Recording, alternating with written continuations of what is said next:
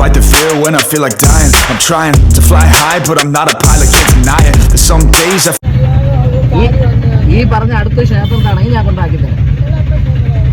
ഇണ്ടളയപ്പ ക്ഷേത്രം മരുദൂരേ ഉള്ളൂ. അവിടെ ചെന്ന് നിങ്ങൾക്ക് ഇറങ്ങാൻ പറ്റൂല.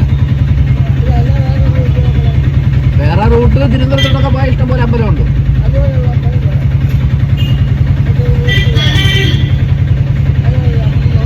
തൽക്കാലം ഈ പറഞ്ഞ ക്ഷേത്രത്തിൽ വേണമെങ്കിൽ കൊണ്ടുവിട്ട് തരാം. അപ്പുറത്തൊരു ക്ഷേത്രം അവിടെ വേണമെങ്കിൽ കൊണ്ടുവിട്ട് തരാം.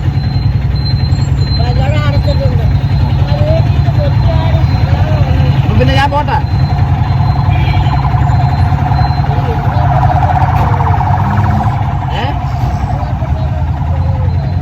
അത് തന്നെ പറഞ്ഞ അവിടെ നിങ്ങൾക്ക് പോയി ഇറങ്ങാൻ പറ്റൂല. ഞാൻ പോട്ടെ. പിന്നെ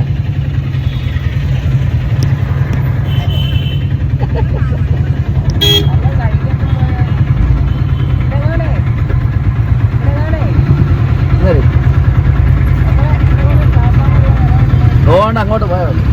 വരി, ഞാൻ അവിടെ ആക്കി തരാം. ഓ, നിങ്ങളെ കെട്ടും പാണ്ടവും കളിക്കും.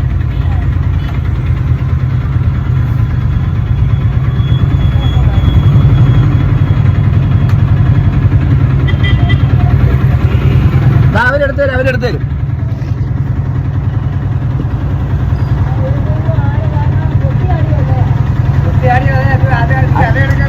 അങ്ങനെ വരാമോ വീട്ടിൽ നിന്നൊക്കെ? ആരെടുത്തും പറയാതെ.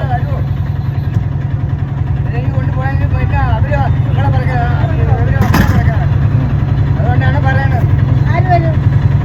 നിങ്ങളെ മക്കളെ ഇറങ്ങി വരും, അല്ലെങ്കിൽ 12 ജില്ലയിടും.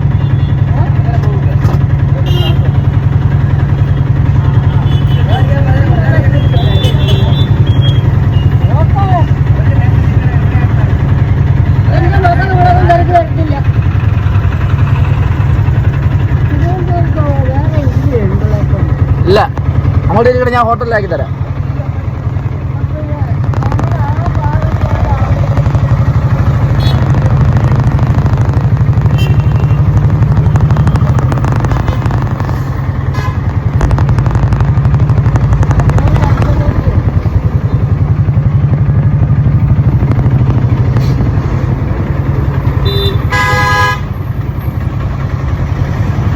ഇവിടെ കരയെ കഴിക്കാം. ആ, അതാണ് ഈ ഹോട്ടലാണ്. അവിടെ കരയെ കഴിക്കാം.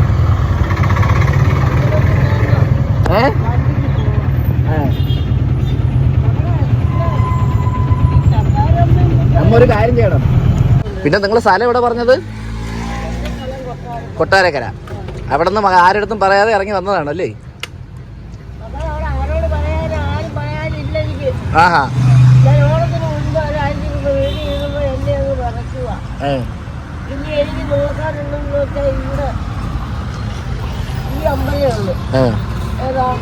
അപ്പൊ ഞാൻ പൈസ ഇപ്പൊ തന്നാൽ 50 രൂപ അതും കൊണ്ടുപോയി ആഹാരം കഴിക്കണം.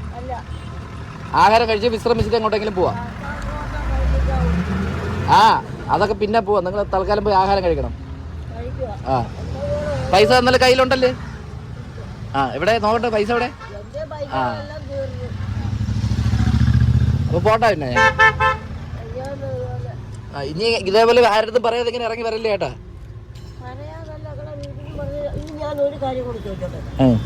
ഇനി അടുത്ത ചോദിക്കണേ ഏതെങ്കിലും ക്ഷേത്രത്തിന്റെ പേരായിരിക്കും ചോദിക്കണത്. നമ്മുടെ ഈ ഭാഗത്തെ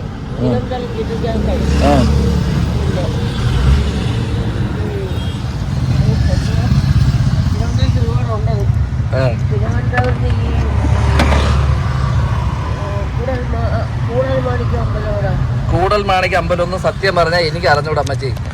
അമ്പലം എനിക്ക് അറിഞ്ഞൂടാ. കൊണ്ടുപോയി ആഹാരം കഴിക്കണം.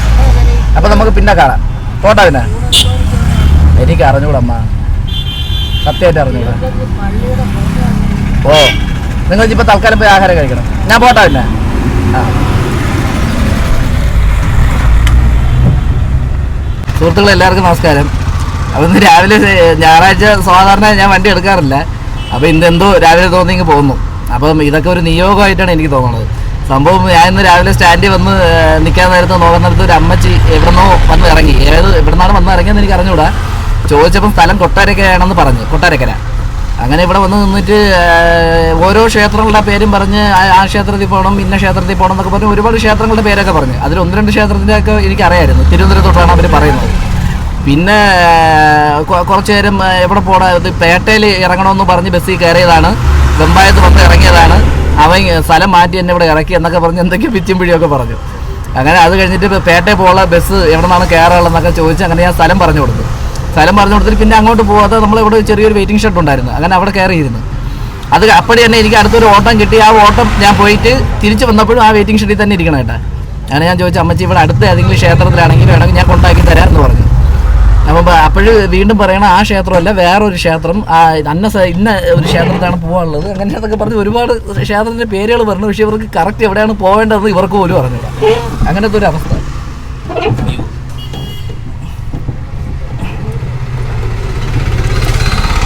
ഒരു മിനിറ്റ്.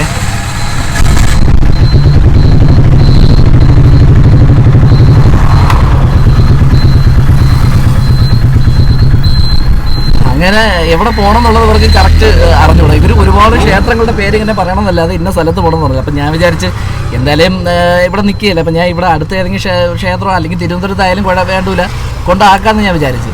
പൈസ ഒന്നും വാങ്ങിക്കണ്ട, അവർ കയ്യിൽ പൈസ ഒന്നും കാണൂല. അപ്പോൾ ഞാൻ വിചാരിച്ച് അടുത്ത് എവിടെയെങ്കിലും ആണെങ്കിൽ കൊണ്ടായി കൊടുക്കാമെന്ന് വെച്ചാൽ. അപ്പം ചോദിച്ചപ്പോൾ ഇവർ ഇങ്ങനെ ക്ഷേത്രങ്ങളുടെ പേര് ഒരുപാട് പറയണമെന്നല്ലാതെ ഇന്ന സ്ഥലത്ത് പോകണമെന്ന് അവർ കറക്റ്റ് പറയാനില്ല.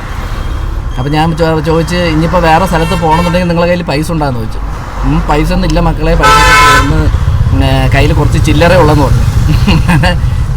ഞാൻ ചോദിച്ചു വിശക്കണമെന്ന് ചോദിച്ചു. അവൻ പറഞ്ഞു വിശക്കണം എന്ന് പറഞ്ഞു. ഞാൻ നോക്കിയപ്പോൾ ഇന്ന് എല്ലാം കൂടെ ഒരു 150 രൂപ അടുപ്പിച്ച് ഓടിയുണ്ടായിരുന്നു. അതിൽ 50 രൂപ എടുത്ത് ഞാൻ അമ്മച്ചീൻ്റെ കയ്യിൽ കൊടുത്തു. എന്നിട്ട് ഞാനൊരു ഹോട്ടലിലാക്കി കൊടുത്തു, അവിടെ കയറി ഭക്ഷണം കഴിക്കണമെന്ന് പറഞ്ഞു. എന്നിട്ട് ഞാൻ പറഞ്ഞു, ഇതേപോലെ ആരതും പറയാതെ പുറത്ത് ഇറങ്ങി വരാമെന്ന് പറയുമ്പോൾ പറയണേ, എനിക്ക് ആരുമില്ല, ആരുടെ പറയാറ്. അത് തന്നെ പാവം തോന്നി. അങ്ങനെ എന്ത് ചെയ്യാൻ, അങ്ങനെ നമ്മുടെ അടുത്തൊരു ഹോട്ടലിൽ കൊണ്ടുവിട്ടു. 50 രൂപ പൈസയും കയ്യിൽ കൊടുത്തു. അതാണ് ഈ വീഡിയോ ഞാൻ കാണിച്ചത്. പാവം. അമ്പലങ്ങളിൽ പോകണമെന്നാണ് അവരാഗ്രഹം. അടുത്ത് എവിടെയെങ്കിലും ആണെങ്കിൽ കൊണ്ടായി കൊടുക്കാമെന്ന് ഞാൻ പറഞ്ഞു. തിരുവനന്തപുരത്താണെങ്കിലും കുഴപ്പമില്ല, ഞാൻ കൊണ്ടായി കൊടുക്കാമെന്ന് പറഞ്ഞു. തിരുവനന്തപുരം ഇവിടെ ഏകദേശം 22 കിലോമീറ്റർ ഉണ്ട്. ഞാൻ പറഞ്ഞു കുഴപ്പമില്ല, ഞാൻ കൊണ്ടാക്കി തരാമെന്ന് പറഞ്ഞു. പക്ഷെ അവർക്ക് ഒരു ക്ഷേത്രത്തിലല്ല പോകാനുള്ളത്, ഒരുപാട് ക്ഷേത്രത്തിൽ പോകണം. അങ്ങനത്തെ കാര്യം. അപ്പോൾ ഓക്കെ, വീഡിയോ ഇഷ്ടപ്പെട്ടെങ്കിൽ ലൈക്ക് ചെയ്യണം, ഷെയർ ചെയ്യണം. പിന്നെ വേറൊരു പ്രത്യേകിച്ച് ഒരു കാര്യം പറയാനുണ്ട്. ഈ അമ്മച്ചിയെ നിങ്ങൾക്ക് ആർക്കെങ്കിലും അറിയാമെന്നുണ്ടെങ്കിൽ അവരെ വീട്ടിലുള്ള ആരെങ്കിലും ഉണ്ടെങ്കിൽ അവരുടെ അടുത്ത് വിവരം അറിയിക്കാനും കൂടെ അറിയിക്കണം. അപ്പോൾ ശരി, കാണാം. ഫ്രണ്ട്സ്, സംഭവം അവർ പോയില്ല കേട്ടോ, പോയില്ല, ആഹാരം കഴിച്ചില്ല. ഞാൻ കൊടുത്ത പൈസ കയ്യിൽ തന്നെ വെച്ചേക്കണം. എന്നിട്ട് ഇങ്ങനെ റോട്ട് ഇങ്ങനെ നടന്നു പോകണോ. അവർ ഞാൻ കൊടുത്ത പൈസക്ക് ആഹാരം കഴിച്ചിട്ടുമില്ല, ഒന്നും ചെയ്തിട്ടില്ല. ഞാൻ കാണിച്ചുതരാം. എവിടെ ക്യാമറ തിരിച്ച് കാണിച്ചുതരാമേ. വേണ്ട, ആ ഓട്ടോയുടെ പിറകിലാണ്.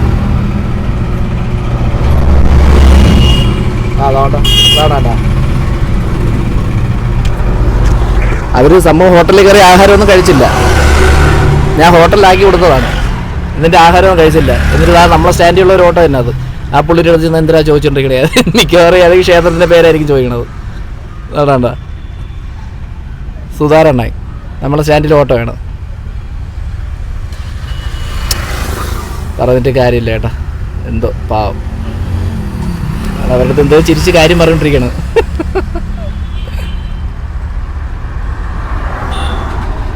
സുധാരണ, സുധാരണ, സുധാരണ, ഞാൻ നേരത്തെ സംസാരിച്ച് വിട്ട ആളെ തന്നെ. അവർക്ക് ഒരുപാട് അമ്പലത്തിൽ പോണം.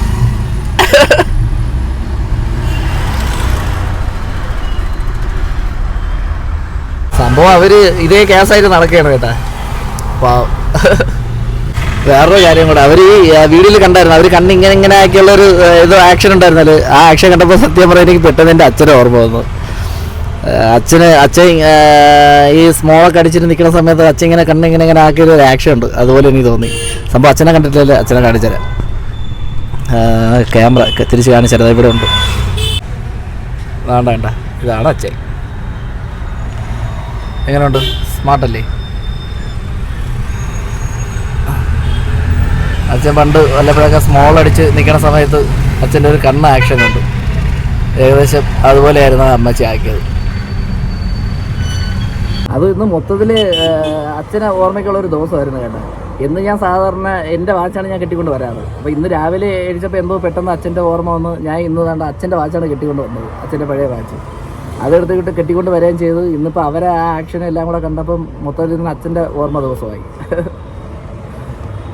ഫ്രണ്ട്സ്, ശരിക്കും പറഞ്ഞാൽ അച്ഛൻ മരിക്കുന്നതിൻ്റെ അന്ന് രാവിലെ വരെ യൂട്യൂബ് വീഡിയോ ഒരെണ്ണം ചെയ്ത് എഡിറ്റ് ചെയ്ത് എല്ലാം റെഡിയാക്കി വെച്ചേക്കായിരുന്നു.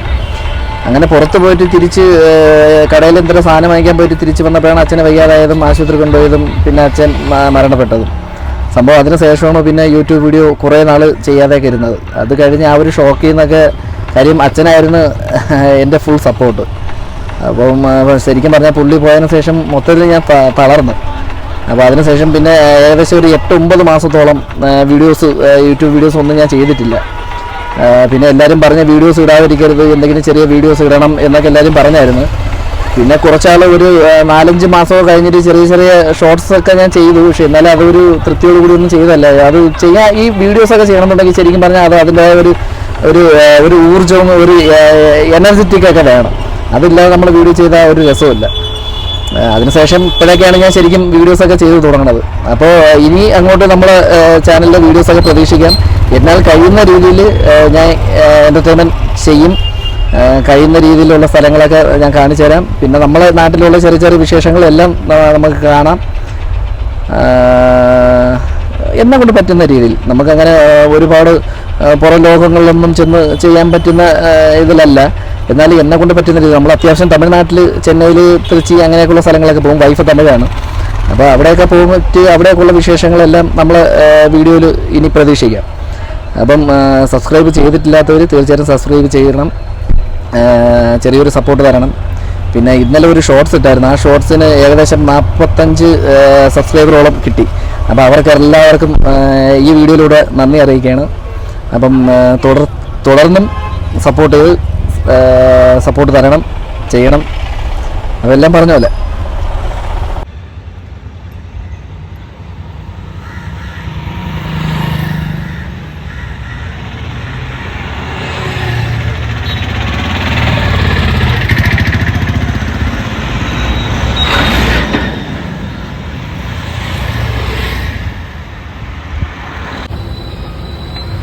അയ്യോ ഒരു ആട്ടോ ഡ്രൈവർ ബാറ്ററി കടയിൽ കൊടുക്കാൻ പൈസ ഇല്ല, സ്വന്തമായിട്ട് ഇടം ചെയ്യണം. എന്ത് ചെയ്യും? ഇവിടെ ബാറ്ററി കടയിൽ കൊണ്ടൊന്ന് 50 രൂപ കയ്യില്ലേ എനിക്ക് ഇരുന്ന പൈസ കിളവി കൊടുത്തു. ഇരുന്ന പൈസ കിളവി കൊടുത്തു. എന്ത് ചെയ്യാ? അതൊക്കെ നടക്കും. ആട്ടോ നേരത്തെ എത്തിക്കണം. ഞായറാഴ്ച ഓട്ടം ഇല്ല. ഞാനൊരു കാര്യം ചോദിക്കട്ടെ. നമ്മളെ മുമ്പ് അതായത് ഈ സ്റ്റാൻഡിൽ വന്നിട്ട് ആരെങ്കിലും സഹായം ചോദിച്ചാൽ നമ്മൾ ചെയ്യാതിരുന്നിട്ടുണ്ട്. അത് ചെയ്തിട്ടുണ്ട്, ഇനിയും ചെയ്യും. പക്ഷെ നമ്മൾ കുടിച്ചില്ലെങ്കിൽ അവർക്ക് വായിച്ചു കൊടുക്കും. അതാണ് അത് നമ്മൾ നോക്കുവാണ് ആളെങ്ങനത്താണ്. നമ്മളിവിടെ പറ്റണം, നമ്മൾ ചെയ്യും. ചെയ്യുകയും ചെയ്യും.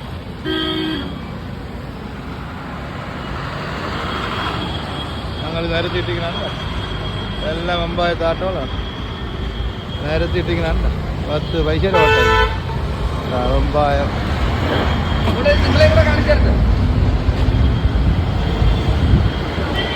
പാവം ഇത്രയും വയസ്സായിട്ട് പാവപ്പെട്ട ജീവിക്കാൻ വേണ്ടി വന്നിരിക്കണം. പക്ഷെ എന്ത് ചെയ്യാൻ ഓട്ടം ഇല്ല. നിങ്ങളെ കൂടെ കാണിച്ചിട്ടുണ്ട്. ഇവിടെ നിങ്ങളെ വണ്ടി എവിടെ? ഇത് നമ്മളെ ഓട്ടോ ഡ്രൈവറാണ്. ഹായ് പറയാം. ഹായ്. ഒരു ഓട്ടോ ഇല്ല, ചിരിയേ വരുമല്ലോ.